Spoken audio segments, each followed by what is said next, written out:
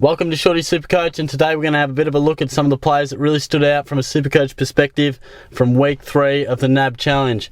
And there were quite a few, so there's a few names I'm going to list through, that's for sure.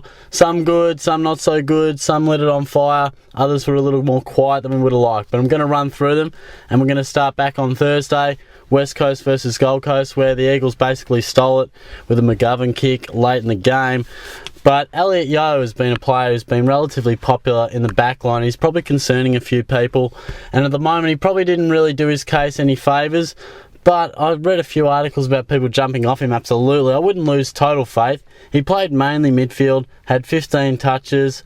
Okay, that's not that flash, but 11 were contested and he did have 5 clearances. So he's doing the midfield stuff. I think he has the quality, we know that. It's about the quantity for Yeo. So give him another look in his final match. But I think as far as Yeo's concerned, some concerns for sure, but you might take a look at him because he's well priced. Mitch Brown got injured, didn't do too much until that stage. Unfortunately today it's been released that he'll miss 8 weeks with a serious finger injury, so that's disappointing for him. Obviously at 133k he was on a few people's radars. He won't be anymore. From a Suns perspective, Aaron Hall continued to impress in his midfield role. Bear in mind there's a lot of Gold Coast midfielders not playing who should be right in the early stages of the season, but he did himself no harm with 19 touches, 16 tackles, unbelievable amount there. So certainly a quality player who finished last year very well. Trent McKenzie was impressive, 25 touches, 5 tackles, but for me it's still a no.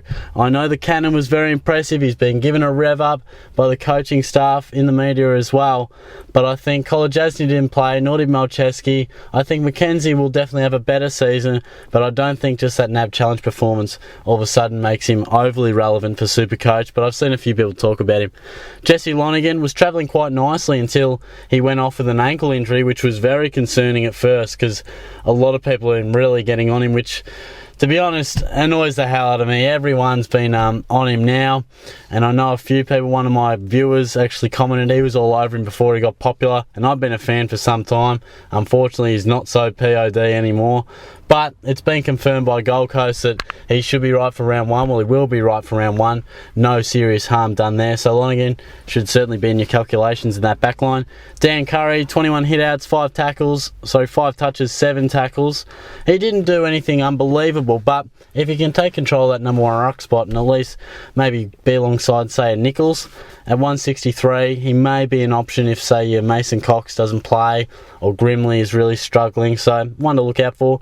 And Ryan Davis at 102k, played 46% game time, I think came on in the second half, kicked 2 goals from his 6 touches, so he's a mature age player, and I doubt he'll get a chance, but he may get the opportunity if he keeps impressing through the NAB Challenge. It was quite a handy half a footy.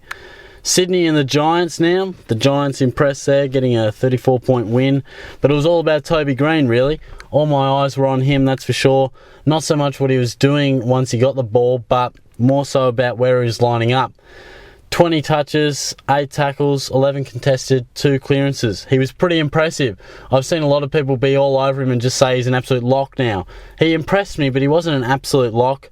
A lot of people talk about his ball use. That can be a bit of trouble at times. His foot skills, yes, aren't the best, but he did find the ball very well. He was impressive, no doubt. He wasn't always in at the centre bounce. He was certainly there and abouts for much of the game, and he did enough from that point, I must say, to impress me. I think he lined up enough centre bounces and was around that midfield enough, hence the 8 tackles. That really shows through. He will probably go off that half-full flank at times, I still think, such is the wealth of Giants midfielders, but he did enough, and he's going to be in a lot of sides, I think.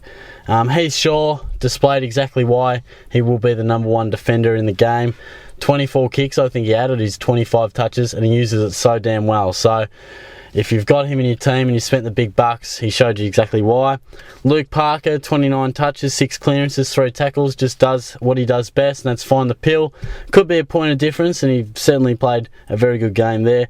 Callum Mills didn't set the world on fire. He's a bit quieter. 12 touches and 5 tackles. You know, monitor him. He's going to be up and down, but his best is very good. But as I said last week, he will get squeezed out at times with those Sydney midfielders coming back. I didn't mind Buddy's game either. I feel like he's really building towards round 1. Had the 14 touches and a goal. He was a tad scrappy at times, but I think Buddy will line up in my side. He's still in my team at the moment, and I do feel that he's just building nicely back into footy and back to his peak fitness and back to some of his best football. So I think he's a likely chance to be a good scorer once again. Essendon and Geelong. Quite a big game here, certainly not in competitive stakes. Geelong smashed them and it was quite embarrassing for most of the game from an Essendon point of view. But SuperCoach wise, there was a lot to learn. Dangerfield again reinforced that he's a dominant player. 24 touches, 7 tackles and a goal. He's really finding himself into a lot of teams, and so he should. He's an absolute jet. Tom Ruggles is a man that I still haven't seen float into the media yet, but I feel as if he will. Jackson Thurler was a real disappointment. I was shattered to see him go down. He's a great player on the rise as well. It's always hard seeing anyone go down and miss 12 months, let alone a young player on the rise. But it does open up a spot for Tom Ruggles. He was a Geelong VFL best and fairest last year. He's a local player around the league, called up the club to sign him up. He's a real passionate, competitive beast. He wants to play AFL footy. He's done everything he can to make that dream come true. And he did more so on the weekend. 15 touches to 14 kicks and used it relatively well. And he's not going to blitz out of the half back line and, run and carry. He's that real lockdown player, nuggety sort of guy, tough, experienced, exactly what Geelong needs, I must say. So if he continues to play well through the NAB Challenge, he could play a very much a big role for the Cats in 2016. Jimmy Bartel made the return, 14 touches, lined up mainly on the wing, sort of coming into that centre bounce with the other midfielders. I don't think you'll see large chunks of Jimmy in at the centre bounce too often, but for mine, he still did enough. He just got through it, got a few minutes into him, and I still think he's a very good option in the back line. Zach Smith really caught a few eyes with his performance. Didn't play much more than half the game percentage-wise, but had 14 touches, 10 of them contested, 10 clearances. That's some impressive numbers and really knuckled down his choice at being the number 1 ruck for Geelong. Reece Stanley was fairly good as well, but I do feel like Vardy kicked 4 in attack, so he's definitely been, it's been said that he's going to play forward, so no doubt that'll be the case. Stanley v Smith. Well, Smith has dominated, and I think it's about 425k. I think he may be a reasonable option if you want to go that mid-price. He's a tad expensive for mine. I personally won't be picking him, but I have seen a few people looking at him, and you couldn't argue with it because he could average around that 90-odd mark and could make you some coin. While he makes you coin, Goldstein can drop a little bit. That may be some people's plans. So from a Cats point of view, there was a bit to offer there, and certainly a few players to look at, but it's the Bombers. Once again, they're always going to have a real eye on them as to where people are playing and what youngsters are coming through. What I learnt from the game was quite a bit. Nick Comer, he wasn't too bad. 13 touches, 3 tackles. His body is always of concern, but he was decent. I mean, he got through it, and I think he'll be an option we may look at in our forward lines. Jonathan Simpkin, 15 touches. He didn't use it that well. He was named in the Bombers' best, but I must say, I left away that game a little bit disappointed, I'd have to say. Didn't have any clearances. I'd be hoping without the likes of Stokes, Kelly, Crowley as well. No Merritt, no Zaharakis. I really would have thought he would play more in the guts. And while he was around the stoppage, the 0 clearances really does suggest, plus I watched the game, he wasn't really in the thick of it. More of your link-up player, which he was at the Hawks, but I thought, given the potential for more opportunity, I thought he may be in the centre bounce a little more often. So that's a slight concern, I must say. He was good, but he probably didn't tick the boxes I was hoping he would tick. So that was interesting. One man who did, though, bear with me here, I'm going to give the name a crack. McDonald Tipping Wooty. I think that's how you say it. I'm not 100% sure, but he was very impressive. Has a hard edge. 12 touches, 5 tackles. Doesn't jump off the score sheet as far as disposals, but he just had that hard edge to him, and I think it would have been the sort of game that the coaching staff really enjoyed. Crunched Paddy Dangerfield at one point, and look, we can get him in the forward line and the back line 102,000. I know he has to be elevated, but I think he's got to be an absolute really good chance. Played VFL footy, I'm pretty sure, last year with the Bombers, and he's got a bit of class, takes the game on, and is a tough sort of player by what I got from that game at least. So one to keep on our radars. A few guys that have been on many a radar already, a bit of a cap on their game. Mitch Brown, he played backline and forward line. He was okay, 9 touches, nothing too impressive, I must say, but not many Bombers could say they had a great game, but they threw him around a little bit there. Hartley played on Hawkins at times and really got a test. I know he probably was beaten on the day because Hawkins was impressive, but I think it's a real learning curve for him, and the fact that they play him on a monster like Hawkins suggests that they are going to throw him into roles like that. And we won't expect him to be a huge scorer, but he certainly should be worth considering if he can find a role in that Bombers backline, and if there aren't too many options in our defence rookie-wise. So certainly worth looking at. Sam Grimley, I've seen him on the bench of a lot of ruck options at R3, 76% game time and just had the 2 touches. So not overly impressive at all, but again, he's probably one to watch and see where they really want to play him. So a few Bombers to worth having a look at there, no doubt. North Melbourne versus Collingwood. The Pies got up in this one by 8 points, but the main story from a SuperCoach point of view was Daniel Wells. 17 touches, 73% game time, 3 centre clearances. Very impressive. He's playing through the midfield, was named in North Melbourne's best.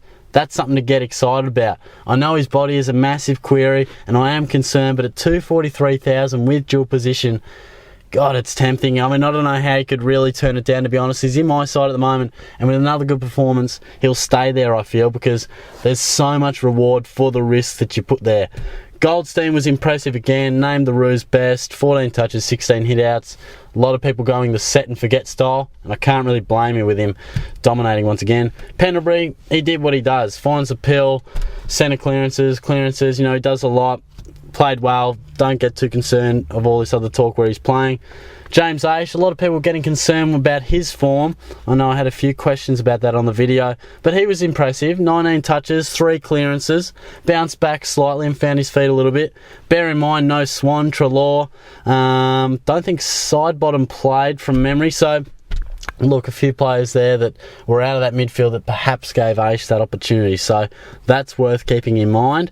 But look, that's about all from that game. There weren't too many players, but certainly some key ones in there, no more so than Daniel Wells. Melbourne and the Dogs, geez, these are really impressing over the pre-season, aren't they? I know it was an inexperienced Dogs lineup, but they were down by about 4 goals on a couple of stages, I should say, and came back to win there, which was, you know, do a great deal for their confidence. But Max Gawn, gee whiz, he was unbelievable. Had the 10 touches, 100% disposal efficiency, 46 hit-outs. And look, no pun intended, he's gone up in my estimations, no doubt. I mean, at first I was looking at his stats. He had a few big games last year, equally some poorer ones. Is he going to really do it for me? But seeing a few highlights and looking at his stats, that's 2 NAB Challenge games. He's looked very, very good. At 550k, he's a monster of a man. Could really step up and average 110. That's what I'm feeling. I'm really seriously looking at him. I just need a little bit more encouragement just in that final game, I think, or maybe, you know, a bit more research and he may win me over, but he's very close, especially if Leuenberger cannot get up. I think I'm going to have to go with Gawn, but he was very, very good. Viney, again, was great, dominating. Lock him in for your draft side. Not many people will have a look at him, I don't think, and he's worth considering. Tom Liberatore, it was great to see him back out there. 16 touches, 10 tackles, 81% game time, so that's good. Had a good hit out, and well, we all know he's a lock. I don't need to tell you that. He came back in flying colours, and he was very, very good. Josh Dunkley was handy, had the 16 touches, 10 of them contested. You can get him at 117k in the midfield, and could be worth having a look at. I think he'll probably find it difficult to work his way into the Dogs lineup, considering it was so inexperienced on the weekend, but he did his chances no harm at all. Marcus Adams, solid game. 117k, I think he is too, in our forward lines and defence. 13 touches, 11 kicks at 77% disposal efficiency. So he used it quite well, and I think he should find his way into the Dogs lineup. It's certainly looking like it at the moment. Ben Kennedy, mid-price option, our forward line, a few people are looking at. He hasn't done a great deal so far. 16 touches was okay, but I wouldn't be betting the world on him so far. He's probably still got to impress a little bit to warrant selection. And I would have been talking about the Brisbane and St Kilda game, but that was, of course, rained out with torrential rain in Mackay there. So no games there. It would have been nice to see what a few players dished up there, but unfortunately no game and no reschedule either. So that's a bit of a wrap-up of NAB Challenge there. Let me know your thoughts on a few of the players, especially the key players I've discussed, because quite a bit came out of the weekend, which was great to see, and we are really starting to finalise our teams. It's getting pretty real now, and I'm looking at my squad going, gee, is this ready for round one? There's a bit of convincing on a few players to go yet, but it's certainly starting to take shape where you're just locking away more and more and more of your squad. So it's exciting times. Give the video a like for sure, and as always, it'd be great to get another subscription on board. If you enjoy what I'm talking about, certainly hit the subscribe button, because there'll be plenty more SuperCoach content in 2016. We'll wrap up the final week of NAB Challenge on the Tuesday after that as well. So I look forward to your thoughts and your comments, and I'll be back soon.